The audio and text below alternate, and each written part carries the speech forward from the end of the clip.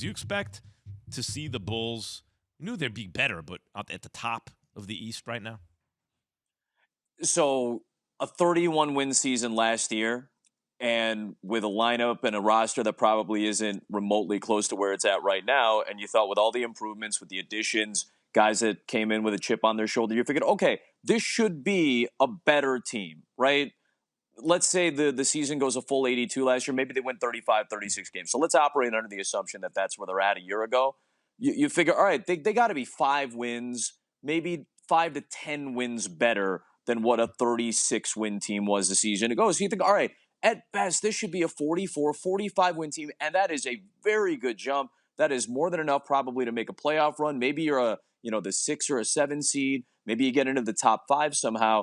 But I think the elevation of everyone's play, Alonzo Ball playing the way he has, and Alex Caruso when he's been healthy playing the way he has, and then the additions of DeRozan at an MVP level, Vucevic playing better more often than he plays poorly, playing very well in some of the games this year, and then to have Zach LaVine stay at this level.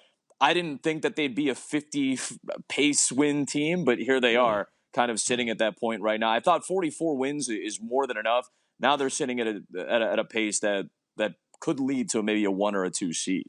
Yo, Adam, how is it that DeMar DeRozan seems to get fit in, be playing at an MVP level with the Bulls, but with Pop and the Spurs, it was basically nothing? I would say this, too. The role that he was asked to play with Popovich last season was a lot different than the role he's been asked to play this year in Chicago. Last year, it was more of a 3-guard lineup where he was essentially sliding to a 4 position. So, guys like DeJounte Murray are getting time, and they're really investing in a younger group. Keldon Johnson, those are guys that are getting a lot of opportunities. And DeMar, to his credit, adjusted his game. He averaged 7 assists a game last year. That was a career high. So you figured, all right, he at least is adaptable at the very least. Being a veteran, being a guy who's been around for a while, his game is able to adapt. And I think to come back to Chicago, or to come to Chicago and to go back and kind of revert to a role that he had played more in Toronto, where he's more of maybe a 2 or a 3 rather than playing what would be considered a power forward position in a smaller lineup, he can play at a more comfortable pace.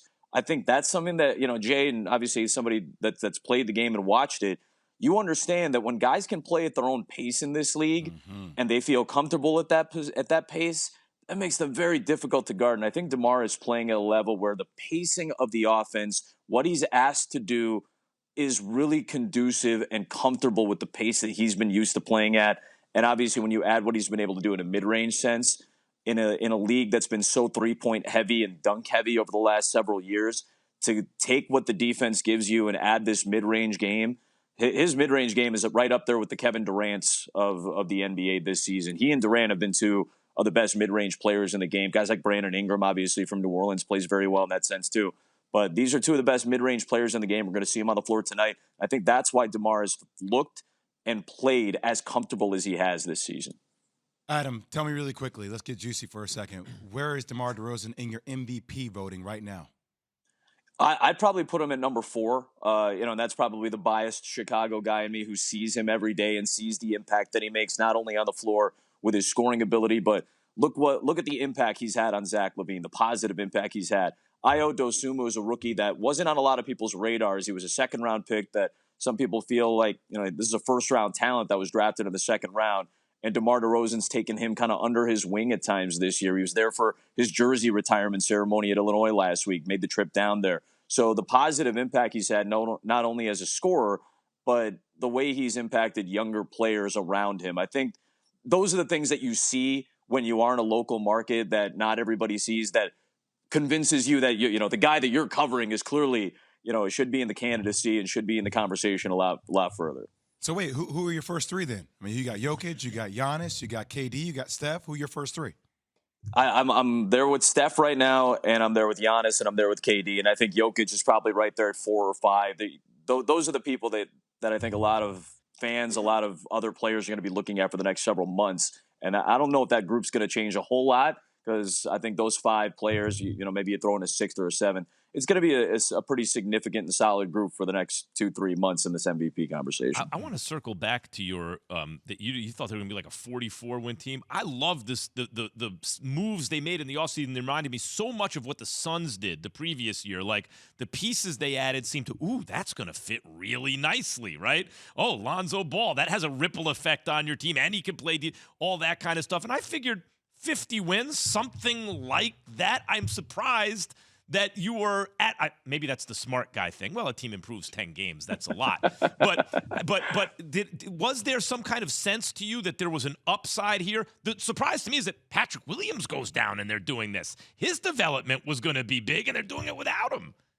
Yeah, 5 games into the season, Patrick Williams in a second-year role, who's probably going to have an assignment like a Kevin Durant tonight. In games like tonight, when the Bulls and Nets play on ESPN, like you would think Patrick Williams is going to have that assignment. So I think that's the biggest surprise. It's not offensively. I think I was surprised that people didn't think the fit would be there offensively. I thought Levine being as good of a 3-point shooter and a dunker and finisher at the rim as he was, combined with DeMar's mid-range game, I thought that was a fairly good fit. Yes. He has a great connection. He has a great connection with Vucevic going back to their USC days. That was going to be fine. Defensively is where I think this team has improved a lot more than maybe people would have given them credit for. I figured Lonzo was a good defender. He's been a steal to a steal and a half guy for most of his career. You knew Caruso was an excellent role player on the defensive end. LeBron has praised the play of Alex Caruso for a long period of time. So you figured they'd be better defensively. They were a top 12 defense in terms of rating last season, with a roster that's not nearly as athletic as the one that they have right now. So defensively, to see everybody kind of buy in to what they've seen from when Caruso's healthy and from Lonzo Ball, I think you see little influences that those two have had on the defensive intensity. And obviously a coach like Billy Donovan, who's had a good defense just about every year he's been a head coach going back to Oklahoma City. I'm not surprised that this is as good of a team defensively as it is. I'm surprised that all of them have elevated their game in concert together on the defensive end. Thanks for watching ESPN on YouTube. For live streaming sports and premium content, subscribe to ESPN Plus right now.